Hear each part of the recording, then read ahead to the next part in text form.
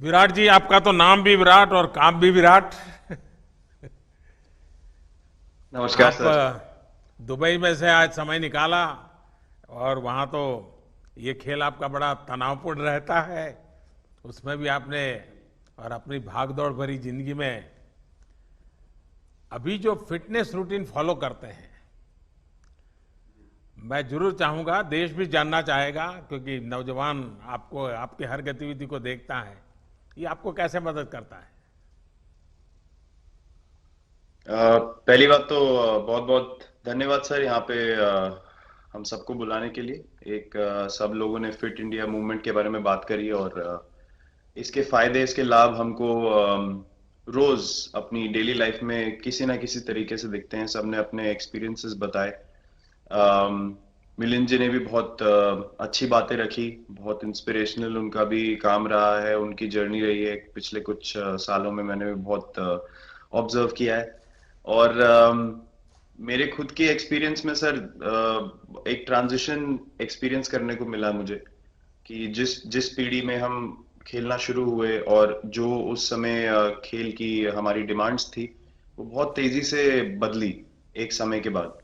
और मुझे ये एक्सपीरियंस हुआ कि जो एक हमारा सिस्टम बन चुका था, हमारा एक रूटीन बन चुका था, वो हमारे खेल के डिमांड्स के लिए सही नहीं था और उसे बदलना जरूरी था।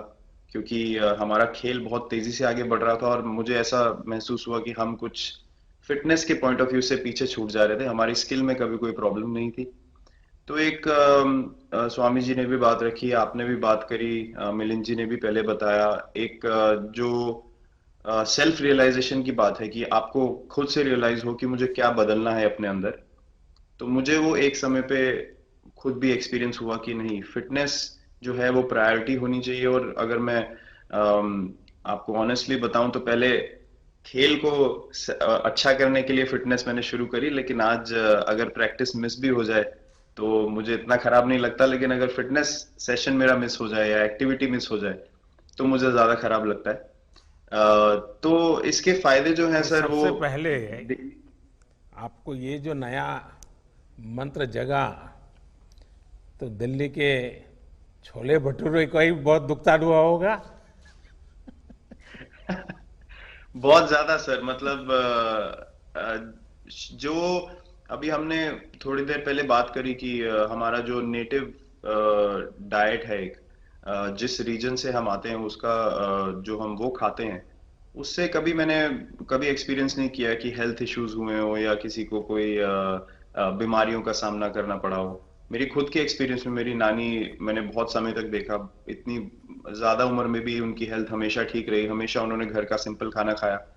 तो मैं जब पला बड़ा तो शहरी खाना, मतलब बहुत ज्यादा बाहर का खाना होता था। खेलने कूदने जाते थे तो आते जाते बहुत सारी चीजें ऐसी खा ली कि जो हेल्थ पॉइंट ऑफ व्यू से अच्छी नहीं है।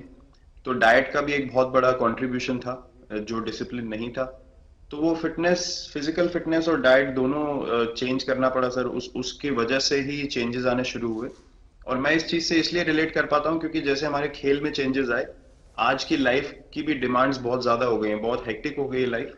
तो अगर हम अपनी फिटनेस को उस पेस के साथ नहीं रखेंगे, सिंक में नहीं रखेंगे, तो हम पीछे छूटते चले जाएंगे। तो अगर हम लोग अपनी फिटनेस को नहीं इंप्रूव करते तो हमारे खेल में भी आज हम बहुत पीछे छूटते चले जाते हैं।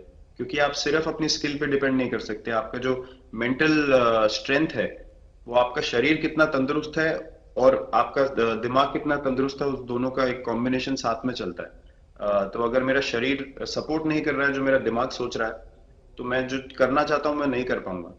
तो मुझे आपके ये छोटे सामने छोटे कैलोरी चेंजेस। कम करने का भी तो चैलेंज रहता होगा और इतना बड़ा काम करने का भी चैलेंज रहता होगा। उसको कैसे हैंडल करते हैं? सर मैंने अभी जो अपने अनुभव में मैंने ये चीज एक्सपीरियंस करी है वो ये है कि खाने के बीच में समय देना बहुत जरूरी है।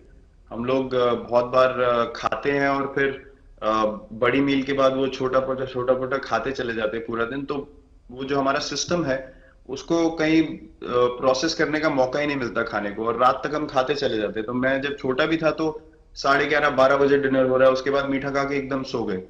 कुछ एक्टिविटी नहीं, कुछ उसके बाद वॉक नहीं। तो आई थिंक ये छोटी छोटी चीजें जो है जो बहुत मैटर करती हैं कि आप अपने अंदर के सिस्टम को भी कितना समय दे रहे हैं उस खाने को प्रोसेस करने के लिए जो आप खा रहे हैं। तो उसके लिए अवेयरनेस बहुत जरूरी है कि आप किस वजह से कर रहे हैं। आप अपने आप को ओवरऑल फिट रखने के लिए कर रहे हैं या फिर सिर्फ वेट लॉस के लिए कर रहे हैं, जैसे अभी रुजुता जी ने बोला। तो प्रायोरिटी बहुत जरूरी है अपने दिमाग में कि आपकी इंटेंशन ठीक होनी चाहिए, फिर अकॉर्डिंगली आपके रिजल्ट्स भी वैसे ही आएंगे बाहर। मैंने सुना है कि इन दिनों टीम के लिए एक योयो टेस्ट हो रहा है। क्या ये कैप्टन को भी ये योयो टेस्ट करवाना पड़ता है कि आपको छुट्टी होती है? और योयो टेस्ट होता क्या है, क्या क्या क्या करना पड़ता है? सर टेस्ट ये बहुत जरूरी था फिटनेस पॉइंट ऑफ व्यू से। अगर आप ग्लोबल फिटनेस लेवल्स की बात करें तो बाकी टीमों से हमारा लेवल अभी भी कम है, और हम चाहते हैं कि वो लेवल हम ऊपर लेके जाएं। जो एक बेसिक रिक्वायरमेंट है आज की डेट में, हम लोग फोकस करते हैं कि जैसे T20 मैच हो गया या वनडे मैच हो गया, वो एक दिन में खत्म हो जाता है। लेकिन अगर हम टेस्ट मैच की बात करें जो 5 दिन आपको खेलना है, हर शाम को आपको वापस जाना है, अगले दिन फ्रेश आना है, तो उस पॉइंट ऑफ व्यू से ये फिटनेस जो स्टैंडर्ड था वो बहुत जरूरी था। और मैं सबसे पहले मैं ही जाके भागता हूँ, और ये कंडीशन है कि अगर मैं भी फेल हो जाऊंगा तो सिलेक्शन के लिए मैं भी अवेलेबल नहीं हूँ।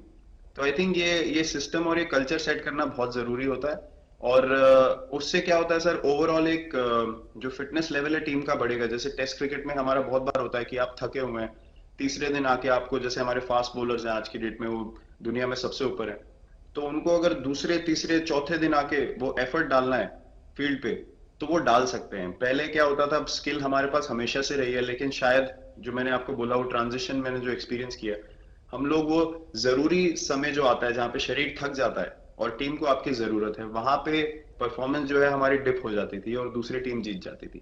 आज की डेट में हमारी फिटनेस की वजह से हम वो जरूरी समय में उस चीज को कैपिटलाइज कर पा रहे हैं और हमारे रिजल्ट्स उसी तरीके से आ रहे हैं। तो एक एक sir benchmark I think elite sports में होना जरूरी है, उससे एक फिटनेस विराट कल्चर जी, बना। मैं देख रहा हूं कि आपका टाइम मैनेजमेंट तो है ही है, लेकिन फिर भी आपकी एक्टिविटी इतनी नजर आती है ना, मैं भी कभी कभी फॉलो करता हूं। कभी थकान नहीं लगती क्या आपको? सर थकान अगर मैं ऑनेस्टली आपको बोलूं, थकान हर किसी को होती है। अगर आप फिजिकल एफर्ट करेंगे तो थकान होगी, लेकिन अगर आपका लाइफस्टाइल अच्छा है, अगर आप खा अच्छा रहे हैं, अगर आप फिटनेस रेगुलरली कर रहे हैं, आपकी रिकवरी अच्छी है, तो आपकी स्लीप अच्छी है, स्लीप पैटर्न्स अच्छे हैं, तो आपकी रिकवरी तेज होगी। तो अगर मैं थक रहा हूं और 1 मिनट में मैं दोबारा रेडी हो जा रहा हूं, तो वो मेरा प्लस पॉइंट है। तो आई थिंक वो मैंने एक चीज एक्सपीरियंस करी जो बहुत जरूरी हो जाती है। आपका ओवरऑल लाइफस्टाइल कैसा है उसके ऊपर बहुत डिपेंड करता है। विराट जी, बहुत अच्छा लगा मुझे, और मैं आपको, अनुष्का जी को और आपके दोनों के परिवार को निकट भविष्य की शुभ घड़ी के लिए बहुत बहुत शुभकामनाएं देता हूं। धन्यवाद sir, thank you so much. अगर आपको हमारे वीडियोस पसंद आए तो प्लीज लाइक करें, सब्सक्राइब करें और शेयर करें।